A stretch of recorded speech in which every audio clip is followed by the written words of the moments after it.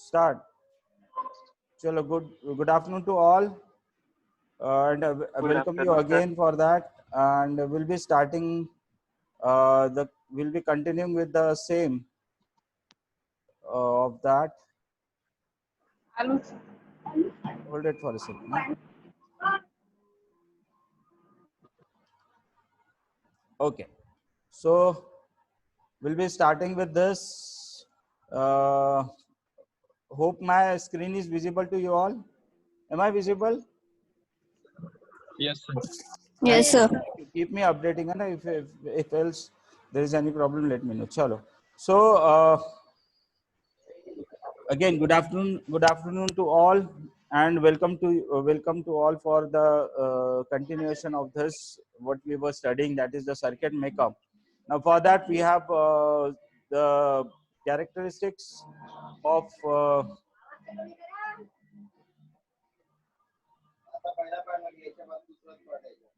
okay, wait for a second. Okay, good afternoon again.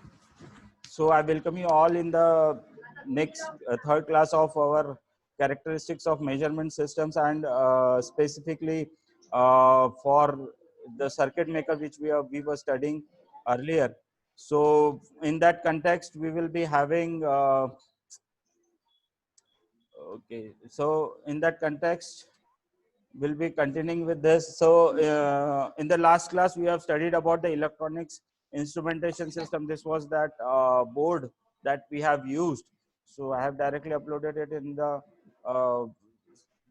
say presentation. So for the electronic instrumentation, we have the input and we have the output, and in the center we are having the processing unit, and for that we are requiring the power supply. So we were working on the input side of that, the input sensors that we are having. So for that okay, so in the next we have studied about the what is the black box, gray box, and white box. So I hope you all have understood this black box. Black box means where we don't know what is the data is to come, or what is the processing unit that we have. We just know what should be the input and what we are expecting at the output. So that was for the black box. And in the gray box, we were slightly decided for what we are expecting to compile in that black box, and so we call that as a gray box. Gray box, that means which we are having the prior knowledge of which lastly some instruments were made like this, so we can use those principles and we can continue further. For that is called as a gray box. And the white box consists of the elements which we exclusively require for that. So the clear ideas of that, the circuitry and all, should be there in the white box. So that is what we have studied in the last class. Then we have studied about the input. So inputs are of two types, which are called as the electrical or the non-electrical type. Electrical are having like the voltage, current, impedances. So these are some of the electrical parameters that we can be using it in the input side. I hope somebody should unmute themselves. Noise is coming. Okay. So am I visible and audible clearly? Hello? Yes, sir. Thank you. Ask to unmute them, whoever is making nuisance. So non-electrical parameters are like physical, biological, chemical, and others. These sorts of non-electrical quantities that can be used as an input. We'll be studying it in depth. Then yes, specifically what we are expecting as a sensor. So sensor, that might be a linear or that might be a non-linear type of a sensor. Linear means which gives you a reading which is directly proportional to the input, that is called as linear, and which is not directly proportional to the input, that is called as a non-linear.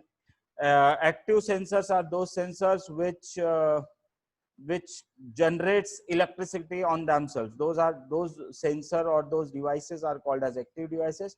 And the second one is called as the passive, which requires the external power for that. So we have kept this simulation, that is the power supply over here, which can be used by this passive sensor, passive type of sensor.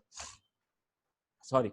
Now, what we expect on the input side, what should be the sensor? What are the qualities or what are the characteristics of a sensor should look like?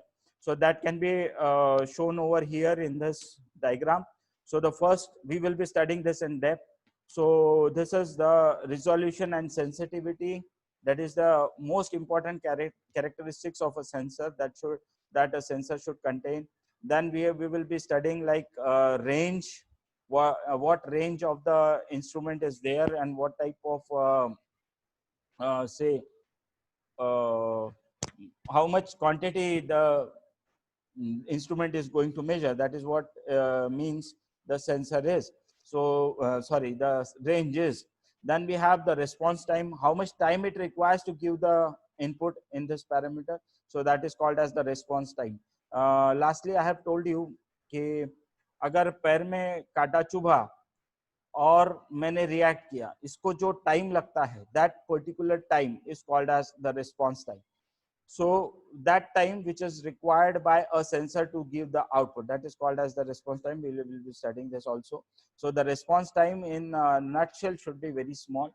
Then other input parameters which are required, that it should have accuracy, it should have say linearity, it should have hysteresis, that we are going to study in the coming slides.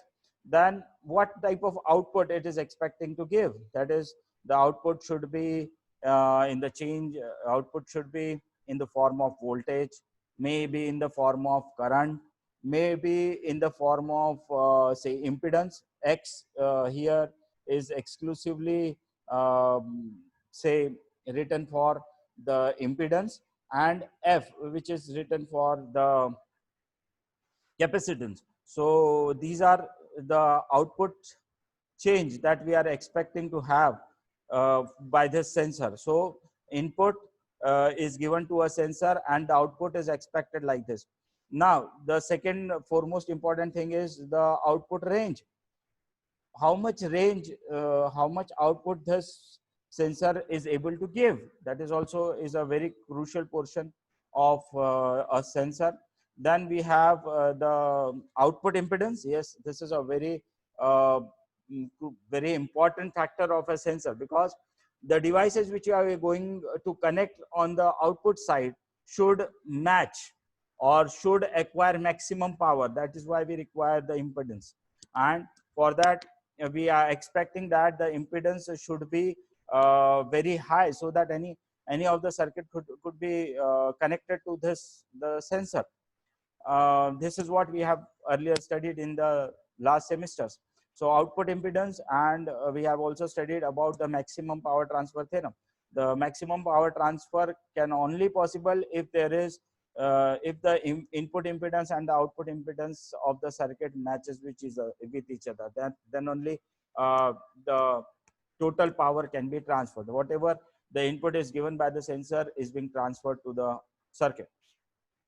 And the other output parameters are there also, so that is also some of the things. So this is what we are expecting to a sensor. The sensor again can be a linear, can be a non-linear, it can be active, it can be passive. Then the sensor characteristics, the resolution and sensitivity is the basic parameter, input parameter of the sensor, which is required. Then range, response time, and other inputs which we are going to study in the coming slides. Then the output change can be voltage, current, or say in the form of inductance, in the form of capacitance. Then what, up to what range the sensor is going to work. Then what is the output impedance of this, whether the impedance is high, whether the impedance is low, then other parameters also. So we'll be studying this one by one. So coming to the main of today's class, that is the characteristics of the measurement system.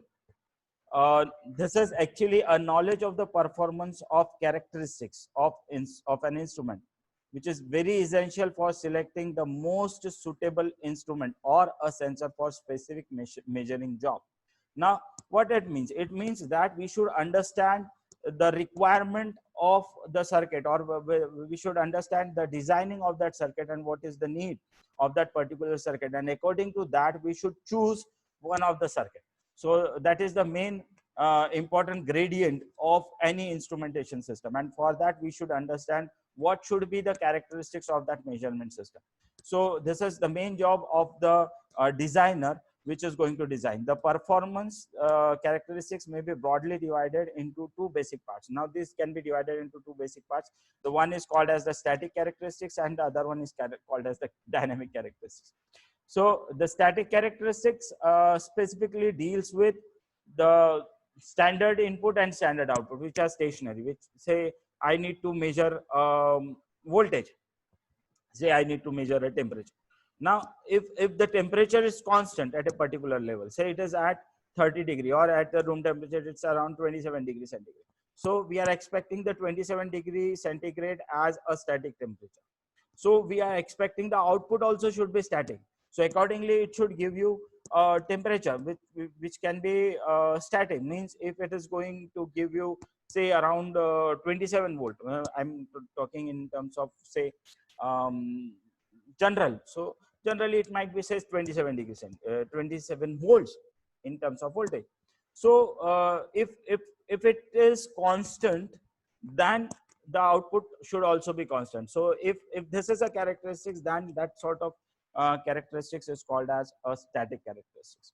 But when it comes to say dynamic characteristics, means if I see temperature of daytime, now from morning to the evening the temperature goes on changing, and in the night also it decreases or increases. So it is changing with respect to time. So that sort of characteristics is called as dynamic, which is changing with respect to time, is called as dynamic characteristics. So this is also one of the major characteristics which should be taken care of. So we have two broad divisions, differentiation of say instrument. One might be a static characteristics and the other may be the dynamic characteristics. So this is, then again we will study this in depth. So now characteristic static and dynamic characteristics of measurement system. So static concerned only with the steady state reading that the instrument settles down to, such as accuracy of the reading, etc. So if you are able to see this, if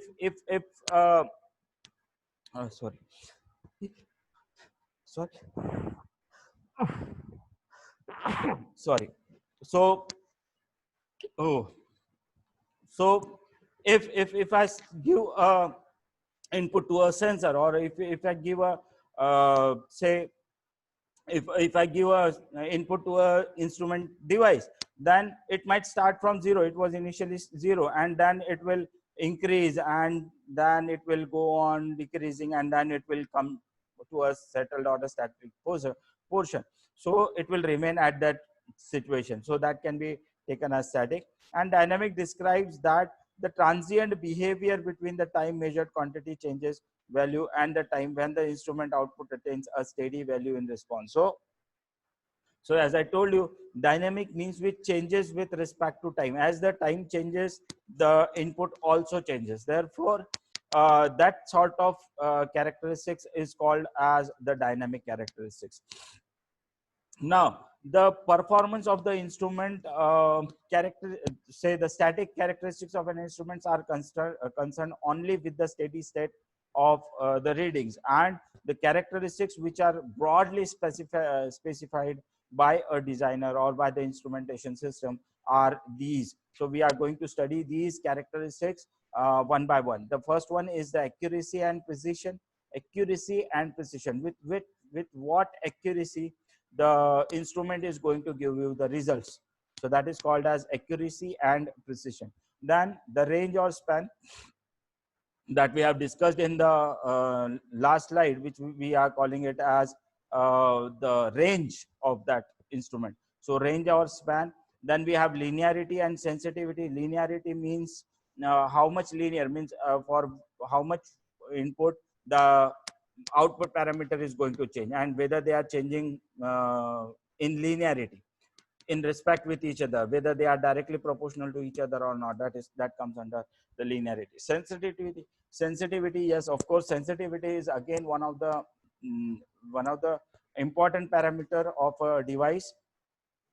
So the sensitivity of an instrument is I'm going to let you know all the say all the definitions of those. Then we have repeatability, reproducibility, hysteresis, threshold, resolution, dead space. I again request you all to kindly keep on taking the snapshots of these, and if you have any queries, you can ask me at the end of the class, so that we could not have disturbance in between. So these are some of the parameters which are lined up. Then we have resolution and dead space. Some more parameters are there present. Then the first one which comes is the range or span or the full scale. Now, if you are able to say this, I tried to show you the example of a temperature thermometer, which is over here.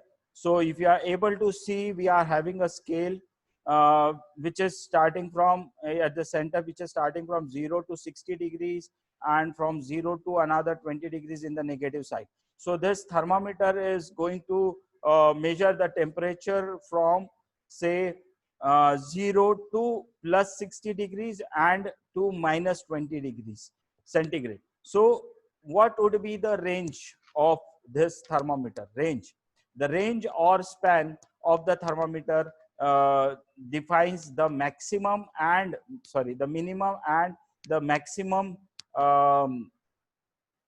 minimum and maximum values of the quantity that a instrument is designed to measure. This is the definition of the range or the span. I hope you have got that. Again, I will let you know the definition. The range or span of an instrument is defined as the minimum and the maximum values of a quantity that the instrument is designed to measure. So in this example, the thermometer is going to measure a maximum temperature of, say, plus 60 degree centigrade and a minimum of minus 20 degree centigrade. So the range or span can be written as minus 20 degree centigrade to 60 degree centigrade only. And above that, this thermometer is not able to measure, and below that also it does not have to measure. So the full scale deflection or the full scale reading that this thermometer can measure is, say, around 80 degrees centigrade. So from minus 20 to 60 degree, the total full scale will be 80 degrees centigrade. This thermometer can measure. So this is what the range or span or the full scale is defined as. Again, I'm going to give you the words of that. The range or span of an instrument defines the minimum and maximum values of a quantity that the instrument is designed to measure.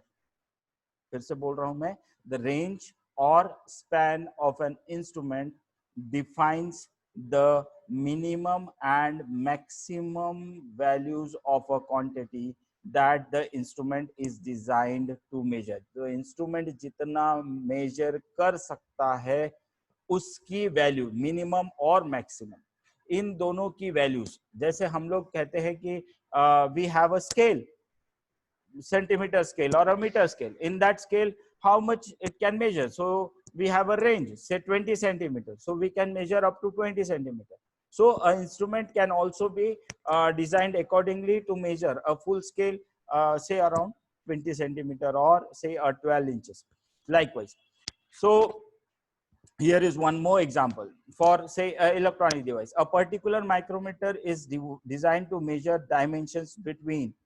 Micrometer is designed to measure dimensions between. Now we are not going to have this. 50 and 75 mm, between 50 and 75 mm. So what is its measurement range? Can anybody tell? 50 and 75, a particular micrometer means a micrometer scale which is designed to measure. Say in this case, I can tell you an example. If you have a scale which is going to measure up to a full scale which is going to which is expected to measure say up to 80 meters or 80 millimeters, and what happens sometimes the scale breaks from in between and we have a division say 50, and now we have to measure that from 50 to 75. So that is what I need to tell you. This question tends to that. A particular micrometer is designed to measure dimensions between 50 to 75 mm. Now, what is its measurement range? Now, if I say this, now what I will consider 50 as 0, and from that 0 I can measure up to 75, which implies that 75 minus 50, that is around 25 millimeter. So the measurement range is simply the difference between the maximum and minimum measurements, and now in this case it is around 25 mm. Now again, the span, this is normally accepted as the input signal range that a measurement system will measure. So this is what I'm showing over here. This is one more example. A thermometer used by doctors have a span of 7 degrees centigrade only, and they are ranging from 35 degrees centigrade to 42 degrees centigrade. So if you want to design a thermometer, digital thermometer, so say the doctors have only this much of span which is required for them. They don't require the below measurement and above measurements also. So a normal temperature of a body varies from say 92 degrees centigrade to say 104, 105, or might be at a rarer case 107 or 108 degrees centigrade. So that span only is required for a doctor to measure. So that is why the span of doctors is given like this. The other one which is there, which is the other very crucial parameter, is that the accuracy of an instrument. So accuracy of an instrument, the accuracy of an instrument is a measure of how close the output reading is of the instrument to the true value. Means if I say I have to measure a temperature of say 30 degrees centigrade, but exactly 30 degree will not come. So what we will expect, we expect that it will come in the form of a voltage. So 30 degree we will calibrate it to say 30 microvolt. So if I say 30 degrees centigrade, it should show 30 millivolt.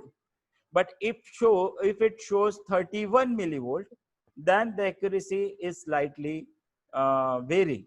So it is not accurate. We'll say like this: it is not accurate. Hona? So that is how it goes. If I need to measure 31 degrees centigrade, then it should show 31 millivolt, but it is showing 32 millivolt. So it's not accurate. But the accuracy means it should always maintain a constant difference between them, between the input and the output. So if it is keeping the same, then it is said the instrument is said to be more accurate. Now in practice it is more usual to put the inaccuracy or measurement uncertainty value rather than accuracy value. In practice we don't say accuracy, but we say like that how much inaccurate the instrument is, or how much there is the uncertainty in measurement of that instrument. So that is what we say. Inaccuracy of a measurement uncertainty is often quoted as a percentage of the full scale reading of an instrument. That is how they are being derived, they are being explained. So accuracy can be improved by calibration. So we can calibrate it. 30 degrees centigrade can be calibrated to 30 millivolt accurately. So 31 degree can also again be calibrated. So we are having less time. So again, only 10 minutes, 6 to 7 minutes are left for that. So so that is called as accuracy. So accuracy can be improved by calibration. Now we have one example over here written in this below slide, that a pressure gauge with a measurement range of 0 to 10 bar has a quoted inaccuracy of plus minus 1% of the full scale reading, plus minus 1% of the full scale reading. Now, what is the maximum measurement error expected for this instrument? First question. And what is the likely measurement error expressed as a percentage of the output reading if this pressure gauge is measuring a pressure of 1 bar? Bar is the unit of pressure. So uh, this is what we are having an example. This is what I'm leaving the example for you peoples to answer in the next class. Now I will just recall or repeat uh, what we have studied today. So today we have studied again, revised about the electronics instrumentation. We are having very less time to go, that's why I'm again repeating it. So electronic instrumentation, then we have studied about black box, gray box and white box. Then the input, that is electrical and non-electrical input, voltage, current and impedances are taken in electrical input. Then non-electrical input consists of physical, biological, chemical and others. Then we have sensors, characteristics of sensors which are being stimulated by the power supply. Then we have the resolution and sensitivity, range, response time, other input parameters. They are on the input side, and these are on the output of the sensor side, that is output change. What change we are expecting, that is whether it is a voltage, whether it is a current, or whether it is in the impedance or inductance or a capacitance likewise. So that can be taken. Then we have the output range. Then output impedance is very important for a sensor, and the other output parameters also. We have studied about the broader characteristics of the instrument system, that is static characteristics and dynamic characteristics. In static characteristics, if we have a steady reading, steady input, and we are having a steady output, then it is called as a static, and which changes with respect to time, which keeps on changing with respect to time, it is called as the dynamic characteristics. And again, we'll be having some more characteristics. We'll be studying some more characteristics, like we have studied accuracy and precision, range or span or full scale reading. Then we will study in the next class linearity and sensitivity, repeatability, reproducibility, hysteresis, threshold, resolution, date space, and some more.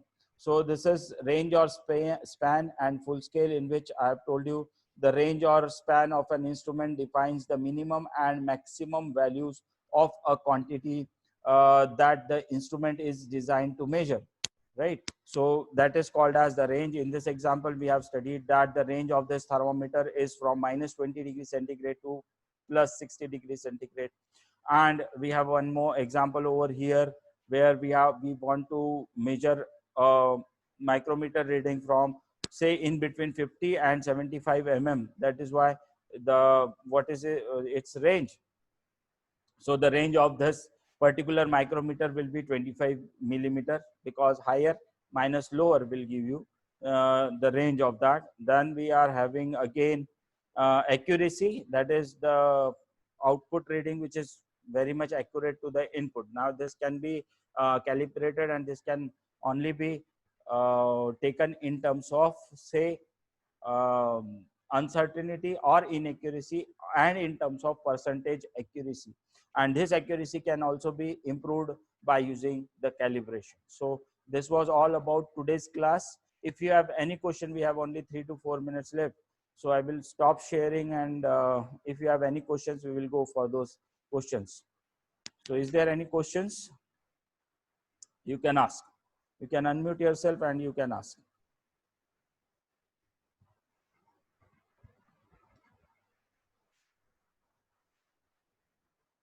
Hello, सब सो गए? Okay sir आवाज नहीं आ रहा है कुछ भी, ऐसा कहा। नहीं वेरी सर, गुड, नहीं सोए। हाँ वेरी गुड। तो कोई क्वेश्चंस होगा तो पूछ सकते हो आप लोग, अनम्यूट करो और क्वेश्चंस पूछ सकते हो।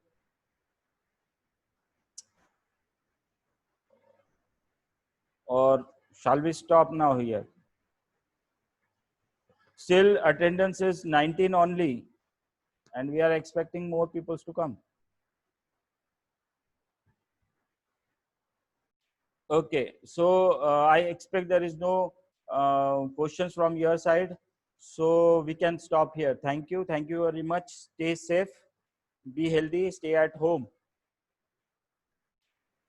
Good day, stay safe, stay home and stay healthy. Take care.